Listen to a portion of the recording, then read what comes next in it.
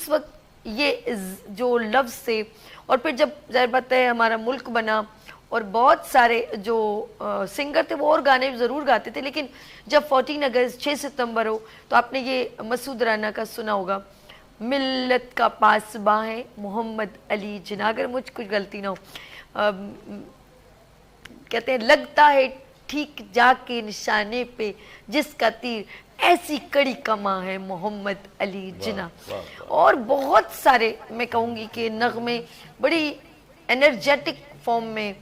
تمام سنگر نے جو ہے بڑے بڑے میں کہوں گی سنگر تھے، انہوں نے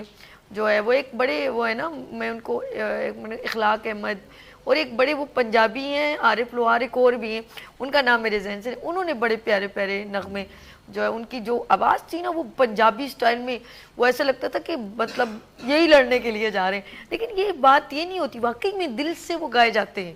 یہ دل سے ملی نغمے۔ تو میں کہوں گی کہ پاکستان سے ہم سب محبت کرتے ہیں، اور جب ہمارے شعراء کرام ہیں جب وہ ہمارے لیے کچھ لکھتے ہیں کچھ کہتے ہیں تو وہ دل کی گہرائیوں سے وہ لفظ باہر ایک پیپر پہ قلم سے لکھے جاتے ہیں، وہ قلم نہ سمجھیں، میں کہتی ہوں وہ انک یا دوات نہ سمجھیں،